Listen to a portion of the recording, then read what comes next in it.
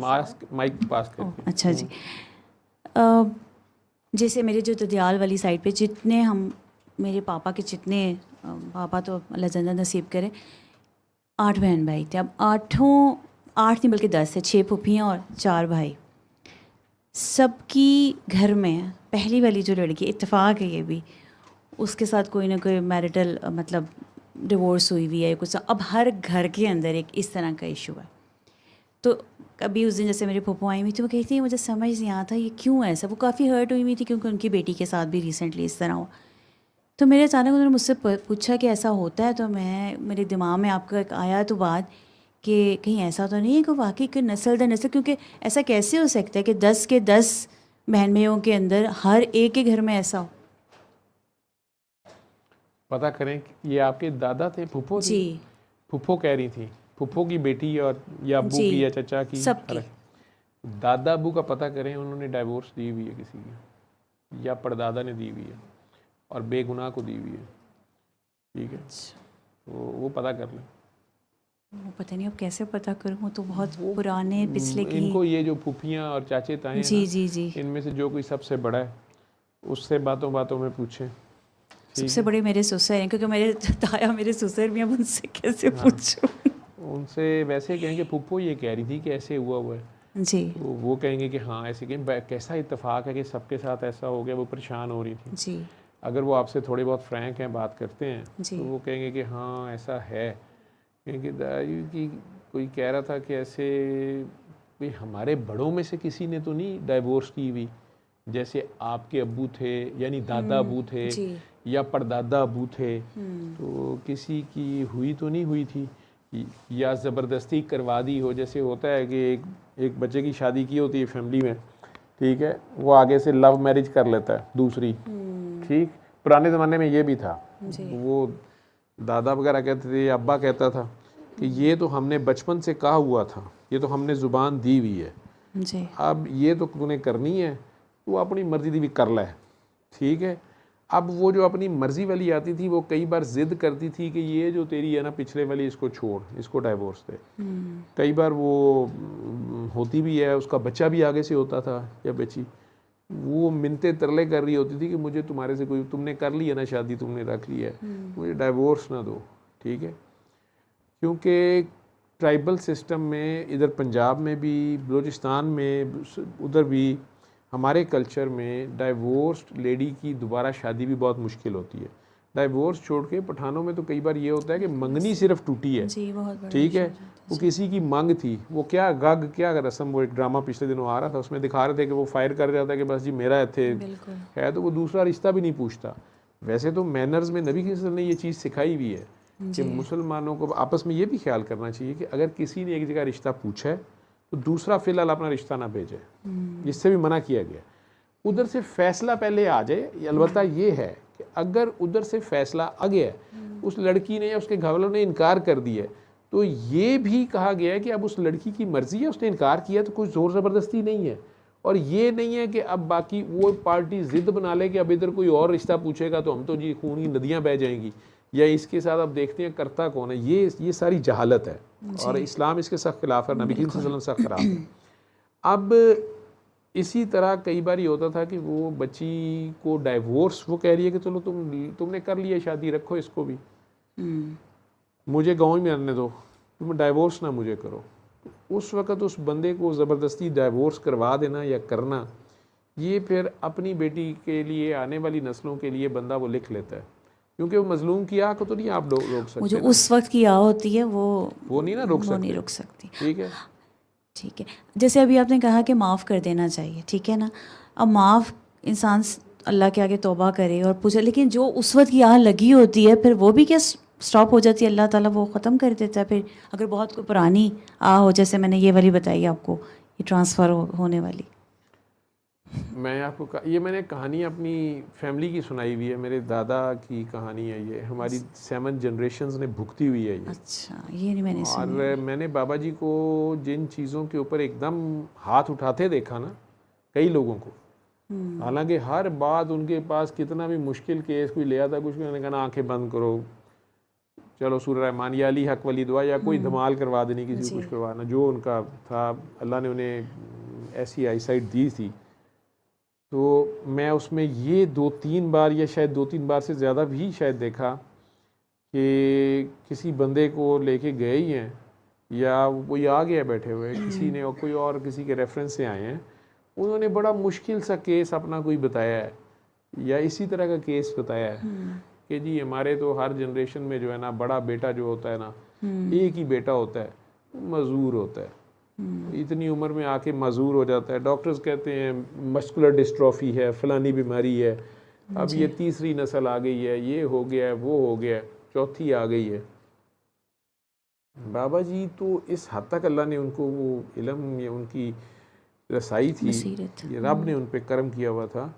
उन्होंने आंखें बंद करनी और एकदम से उन्होंने कहना कि तो तुम्हारे गांव में तुम्हारे दादे का या वो परदादे का वो फलां ऐसे था, उसका भाई था एक, या उसका फलां मुलाजिम था, उसके बेटे का क्या कसूर था कि हाँ जी वो कत्ल हो गया था हमारे से, या हमारे दादा ने उसको जो है ना वो ज़रा छोटी ज़ात के थे या वो मुलाजिम थे, तो उन्होंने हमारी फूफी का रिश्ता मांग लिया या उन्होंने ये कर दिया, तो दादा ने तो उसे कत्ल करके ज़मीन में दबा दिया था।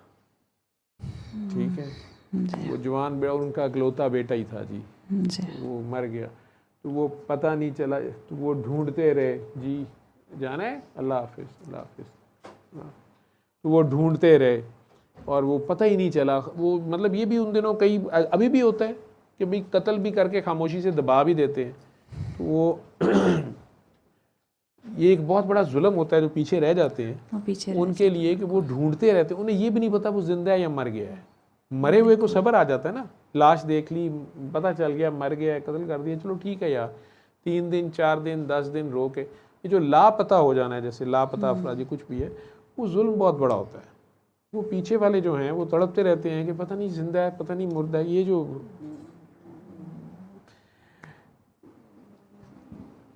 अजीब सी कैफियत है, इसे कहते हैं अमीदो बीम सी कैफियत जो है, तो अब वो लोग किस कैफियत से गुजरे होंगे, वो माँ या वो बाप जिनका इकलौता बच्चा था। तो कई बार बाबा जी वो याद, अगले बंदे को वो याद करवा देते, ये इस तरह की बात कर देते थे। उन्होंने एकदम से चौंक जाना दूसरों ने, तो बाबा जी ने कहना कि वो आह दे गए हुए हैं, अब बाबा क्या करे। ठीक है, अच्छा उसमें मैंने देखा कि एक फैमिली सिर्फ मैंने देखी कि बाबा जी ने इस तरह करके आंखें बंद करने कहना कि ठीक है दुआ करते रहे, सुने अल्लाह से माफ़ी मांगे, उसको जाके ढूंढें, उसके घर वालों को उसकी हैं कोई नस्ल के नीचे, तो नस्ल ही मुक गई, या वो तो वहाँ से चले गए थे, या वो बच्चा ढूंढते रहे फिर पता नहीं कहाँ गए, ये वो क्या माफ़ी मांगो, उससे भी माफ़ी मांगो, उनसे भी माफ़ी, उनसे कैसे माफ़ी मांगे। ठीक है, तो कहना कि अब वो जो आह दे के गया है, जैसे एक ही सूरत है, वो जो आह दे के गया, वो जो मजलूम है जिसकी आह निकली है, वो उसी इंटेंसिटी पे तुम्हें दुआ दे। कोई ऐसा अमल अपनाओ कि उसकी वापस वो दुआ निकले। ठीक है, उस तरह से उसके लिए आपको दुआ लग जाए। अब उसको कहाँ से ढूंढे, या वो मर गया हुआ है। ठीक है, तो बाबा जी ये कैसे, ठीक है काका बाबा दुआ करते रहो, अल्लाह खैर करे, कोशिश करते रहो, चलो और मखलूक का भला करो, लेकिन बिल्कुल ये गारंटी नहीं दे देते कि ये हो जाएगा, क्योंकि उसको बैलेंस करना रब ही जानता है ना। वो एक बंदा जिसको आपने नाहक कत्ल किया है, ये अल्लाह का बड़ा सख्त गुनाह कबीरा है ये। अब उसको आपने कत्ल किया, फिरौनियत में ही किया है ना, ठीक, वो आपने कत्ल भी किया है, छुपा भी दिया है। वो जिस पेन से गुजरे हैं, दिन रात जो घंटा घंटा लम्हा लम्हा उसको ढूंढते हैं, उसके उस एक बंदे की अगर शादी होती, उसकी नस्लें कितने बंदे होते हैं, तो वो कितने बंदे कत्ल हुए हैं। बिल्कुल ठीक है, अब आपकी अपनी 7वीं नस्ल में अभी 7 लड़के फड़के हैं, 4 3 2, आप कह रहे हैं अभी से छुट्टी हो जाए। जिसको उम्र कहती है सज़ा हुई है, वो साल बाद गए मुझे छुट्टी दे दे, नहीं होती ना छुट्टी, जब सज़ा है तो सज़ा है। ठीक है, अब वो अमाल अगर ऐसे हो, वो अल्लाह के किसी बंदे के वक़्त के किसी सैयद के सरकार के दरबार में पेश हो कि वो दरूद पेश करते रहें। दरूद एक लफ्ज़ों का दरूद भी है, ठीक है, उनके अमल को अपनाई जाए, ठीक है। अब खैर करें ना ज़मीन पे, ठीक है, कई मजलूमों की जान बचाएं। जिसने एक की जान बचाई उसने पूरी इंसानियत की बचाई, तो जिसने एक को कत्ल किया उसने पूरी इंसानियत कत्ल की, ठीक है। अब या तो ऐसी कुर्बानी दें कि किसी का कत्ल रोक लें, किसी की गर्दन छुड़ा दें, किसी की फांसी की सज़ा या उसकी जगह पे जान अपनी दें। जैसे पुरानी नस्ल ये भी थी कि कोई नाहक कत्ल हो गया या किसी का कत्ल कर दिया किसी ने, अब दोनों की आपस में सुलह दोनों पार्टियों की कराई जा रही है, तो कई बार वो कहते कातिल हमने मारना है, कत्ल का बदला जान का बदला जान है, ठीक है। अब वो कातिल की बहनें अगर चले जाती हैं उधर उनके घर, जाके दुपट्टे फेंक देती हैं अपने, ठीक है। और कई बार ये होता है कि वो माँ चले गई है और वो जवान कवारी लड़की साथ बहन साथ ले गई है। ये भी कई ट्राइब्स में है। उन्होंने उस जवान बहन को रख लिया और कह दिया कि हमने वो कत्ल माफ़ कर दिया, ठीक है। अब कत्ल तो माफ़ कर दिया, ये जो बहन उन्होंने उधर रखी है वो उसका कोई स्टेटस ये नहीं होता कि वो वहाँ पे कोई उसका इक्वल एट पार स्टेटस होगा। वो पहली बीवी, अगर उसकी बीवी है उस बंदे की, ठीक है, या उसके साथ वो मकतूल के भाई ने शादी नुमा निकाह कर लिया है, वो कनीज़ वाला स्टेटस, उसको हमेशा कातिल की बहन की तरह उसको भूलेगा नहीं उन लोगों को, बिल्कुल, ठीक है। लेकिन वो सिर्फ आगे फसाद मज़ीद कत्लो गारत ना हो, उसमें वो लड़की आके अपने आप को पेश कर रही है, तो वो आगे से अगर माफ़ कर दें तो, क्योंकि ये जलालत ही है ना, आपने उनकी भी तो किसी काकी का सर नंगा कर दिया ना, कत्ल किया, तो ये जो भी हुआ। तो इस तरह से इंसान पास्ट में ये करते थे। वो सारी डिबेट्स हैं कि जी ये ठीक नहीं है, उसका क्या कसूर है, अगले का क्या कसूर है, फलां का क्या कसूर है, लेकिन this is how the nature works. बिल्कुल ऐसे ही सारा सिस्टम ऐसे ही काम करता है, सिस्टम नहीं छोड़ेगा आपको, ठीक है। वो आदम अलैहिस्सलाम से बीबी हवा से गलती हो गई, लेकिन क्या आज तक आदम की औलाद से अल्लाह ने उनकी उसी वक्त तौबा कबूल कर ली, उन्हें माफ़ी दे दी गई, लेकिन कॉन्सिक्वेंस नहीं ख़त्म हुआ। कॉन्सिक्वेंस उस काम का जो है, कहा गया कि ये अब जो चेन रिएक्शन शुरू हुआ है इसके एंड का इंतजार करो, ठीक है। वो कॉन्सिक्वेंस तो हम इधर बैठे हुए हैं, हम में से कितने लोग उस दरख्त के पास गए हैं जी, ठीक है। कई लोग कहते हैं, वो डिबेट है वैसे कि नहीं वो सेक्स था, वो सेक्स वाली हरकत से मना किया गया था, या शादी से मना, ये यानी इसीलिए शादी अब यहाँ लाजिम मलजूम करा दी गई। वो जो शजरे ममनुआ था बेसिकली, वो मर्द और औरत का आपस में इख्तिलात था, ये उससे मना किया गया था। जैसे अल्लाह कहता है कि उनके कपड़े उतर गए, उन्हें नंगे हो गए और फिर अपने आप को पत्थों से डामना शुरू हो गए। वो अब वहाँ पर लिबास ये वाले कपड़े थोड़ा था, और मर्द औरत तो असल में एक दूसरे का पर्दा थे, वो तो दोनों थे ही एक दूसरे का पर्दा, ठीक। ये भी हो सकता है एक जिस्म था दूसरी रूह थी, रूह समझी जा रही थी जिस्म के अंडर है, जिस्म समझा जा रहा था रूह के अंडर है, लेकिन दोनों एक्सपोज हो गए कि ओहो ये क्या है, ठीक है। एक्सपोजर हो गया तो उसने तो इन्हें लालच ये दिया था कि तुम्हें डिवाइन लॉन्गिविटी मिल जाएगी, लॉन्गिविटी, लेकिन वो हमेशगी जो थी, फॉरएवर लाइफ जो थी, या वो काकी रूह फिर अल्लाह की रूह जो भी था, लेकिन इस डिबेट में जाए बगैर कहने का मतलब है जब हुक्म था तो हुक्म था, ठीक है। वो हुक्म को वायलेट किया गया तो उसके कॉन्सिक्वेंसेस हैं, ठीक है। वो कॉन्सिक्वेंसेस जो हैं वो आपको सफ़र करने पड़ते हैं, सज़ा नहीं अभी आ रही, जज़ा सज़ा कभी देना है, हमारे एक्शंस के सारे ये हमारे एक्शंस हैं। तो वो अगर किसी से ये गलती हो गई है और अगली जनरेशन उसमें ट्रैप हो गई हैं, ठीक है। अब अगर आप कह रही हैं जैसे कि वो 10 घर हैं और 10 के 10 घरों में बड़ी बच्ची की डिवोर्स है जी, ठीक है, तो एक तो वो आइंदा अगर कोई बच्ची गलती कर दे, किसी की बच्ची, इनके घरों में भी तो बहुएं आ रही हैं ना जी, ठीक है, और उसकी डिवोर्स ही बनती हो, ठीक है। और नहीं, इनकी जो बेटियां हैं ना उनकी होती है, तो जो लड़के ऑलरेडी बेचारे इतने खुदा तरस हैं अपनी बहनों को देख के, उनकी तरफ से कुछ नहीं होता ऐसा। वो बेचारे अब खुदा दर्स हो गए ना, ह्यूमिलिटी आई ना, हम्बलनेस हुई ना, वो नेचर को सिखाना आता है, उसको सिखाना आता है, बंदे का पुत्र बनाना आता है। ये भी बहुत बड़ी ब्लेसिंग होती है, बिल्कुल ऐसे कि आप फिरौन ना बन जाएं, आप खामखा खुदा ना खुद को समझना शुरू कर दें, तो वो फिर आपको ऐसे कान पकड़ता है कि आप बंदे के पुत्र बने रहते हैं। बिल्कुल हो सकता है अल्लाह ने यही लेसन देना हो। बिल्कुल वो लेकिन इसका आगे ना हो ऐसे, जी। उसमें दूसरी चांस भी है ना कि लड़के बड़े हम्बल हैं, अब बहू कोई ऐसी आ गई है उसने आसमान ही सर पे उठाया हुआ है और पूरे घर का शराजा या पूरे घर में उसने फड्डा डाला हुआ है या तंग कर रही है या कुछ कर रही है, कितनी देर को बर्दाश्त करता है, ठीक। लेकिन अगर वो कोई टॉलरेट कर जाता है, बेयर कर जाता है, ठीक है, तो ठीक है, वो कहता है कि यार ये यतीम है, ये कहाँ जाएगी, ये अकेली है, मैं इसको क्या करूँ, ठीक है। एक वाक़या सुनाया भी जाता है, मुझे नहीं पता कि वो सच कितना, लेकिन हकायत है, यानी समझाने के लिए सुनाया जाता है कि कोई आदमी था तो उसने अपने बुज़ुर्ग, उसके मुरीद था, उसने मुर्शद से पूछा, हर मुरीद को लगता है कि मेरा मुर्शद जो है ये वक़्त का वली है या कुतुब है या यही टॉप मोस्ट वली है। तो उसने उनसे पूछा कि जी आप ही की हुकूमत है, आप ही टॉप पे हैं। उसने कहा नहीं मैं नहीं हूँ। तो उसने कहा जी कौन इस वक्त का जो वक्त का सैयद है या वक्त का जो टॉप, आप लोग वलियों में भी जो है वो कौन है? तो उन्होंने कहा कि तुमने अगर शोर ना डालो तो मैं बता देता हूँ कि जी मैं सिर्फ देखना चाहता हूँ, मैं मिलना चाहता हूँ या देखना चाहता हूँ। उन्होंने उसको कोई पता दे दिया कि फॉर एग्ज़ाम्पल तुम दिल्ली चले जाओ, वहाँ के फ़लाँ बिल्ली मारा कूचा में चले जाओ, वहाँ पे फ़लाँ घर में वो जो शख्स है ना, वो जो वहाँ का रिहायशी, वो है वक्त का वली। वो चला गया वहाँ पता करते कराते, वहाँ जाके उसको पता चला कि दिल्ली में तो उसको जानता ही नहीं। खैर बड़ी मुश्किल से वो पहुँचा उस घर में, नॉकिंग की, किसी औरत की आवाज़ आई, भी कौन है?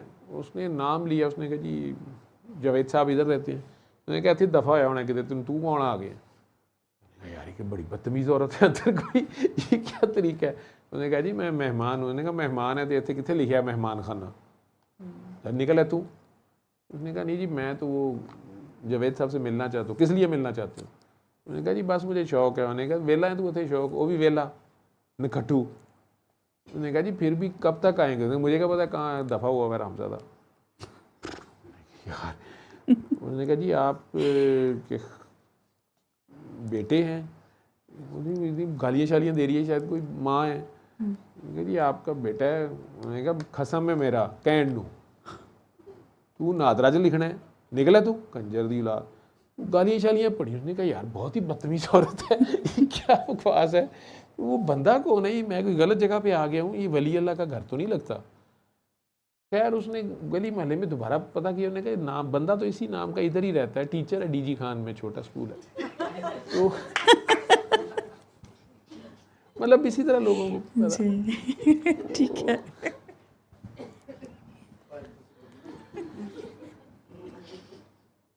बहरहाल इंतज़ार करता रहा। थोड़ी देर बाद उसने देखा एक बूढ़ा सा आदमी या कोई कमज़ोर सा बंदा, लकड़ियाँ उठाई हुई हैं, वो आया और वो दुकानदार ने किसी ने इशारा किया कि ये है। वो उसको देखता रहा, वो सड़क क्रॉस करने लगा, कोई गुज़र रहा था, कुत्ता गुज़र रहा था या वो, उसने प्यार से उसको भी रास्ता दे दिया कि दूसरे को। उसने कहा यार बंदा तो समझदार जैसा लगता है, लेकिन अब इसके साथ होता क्या? उसी देर में देखा वो अंदर चला गया अपने घर। अंदर जाके लकड़ियाँ रखने की आवाज़ आई, साथ ही आ गया नखटुआ, आज भी तेरे से लकड़ियाँ नहीं बिकी, उठा के घर ले आए, इनका चाट डालना है। उसने कहा यार ये अजीब औरत है, कोई पानी पूछे, खाना पूछे। ये खैर थोड़ी देर बाद उसका ख्याल था कि अभी कोई सर में लकड़ी मारने की आवाज़ आएगी, इसका तो सर फाड़ेगा बेगम का। तो कोई आवाज़ शवाज़ नहीं आई। खैर बैठा रहा, फिर आ गया। तो अगले दिन अपने मुर्शद से जब मिला तो उन्होंने कहा हाँ भाई मिला है हो। उसने कहा जी हो तो आया हूँ, लेकिन मैं ख्याल गलत जगह चला गया। तो क्या हुआ है? उसने कहा जी वो तो इस तरह था, वो तो कोई लकड़हारा है और बेचारा मस्कीन से, उसको जानता भी कुछ नहीं, और मेरा ख्याल है नमाजें भी कोई एक आधी शायद पढ़ता हो, फजर का मुझे पता नहीं है, लेकिन बाकी तो सारा दिन वो बाहर रहा है, पता नहीं कहाँ पढ़ता रहा होगा। तो उन्होंने कहा नहीं वही है। जी वली अल्लाह छड़ के मैनू वो कोई मौलवी वाली गल नहीं नजर आई। तो कोई, उन्होंने कहा कि क्यों तुम्हें क्या? उसने कहा जी उसकी बीवी बड़ी बदतमीज़ है। उन्होंने कहा उसी की वजह से वो वली है। जी उसकी वजह से वो वली, कहना उसका मुर्शद वही है। मुर्शद उसका वो है? उन्होंने कहा बेटा वो औरत है यतीम, बचपन से वो किसी के पली बड़ी है, तो वो बस ज़हनी हालत उसकी इतनी की है, ठीक है। तो उसने कहा जी वो मैं तो हदीस च पढ़िया कि यहो जी औरत नूं फौरन तलाक दे देना चाहिए। तो उन्हें कहा देखिया ना तेनों नाल ही इलम याद आ गया ना अपनी मर्जी का, ठीक है। तो यार वो बंदा इसलिए बर्दाश्त करता है कि ये यतीम है, ये कहीं और जाएगी तो किसी और को तंग करेगी, ठीक है। चलो मैं ही फंस गया हूँ। दूसरा ये इसको कौन रखेगा, उसका ये अमल अल्लाह को इतना पसंद है और वो इस पे भी शुक्रगुजार है। तुम्हें कोई झगड़े की आवाज़ आई थी, उसने अगर से कोई गालियाँ दी थी या कुछ किया तो उसने कहा नहीं जी मैंने तो आवाज़ तक नहीं आई, मैनू तो लगता भुखा ही सौ गया किते। उसने कहा बस यही उसकी वजह है।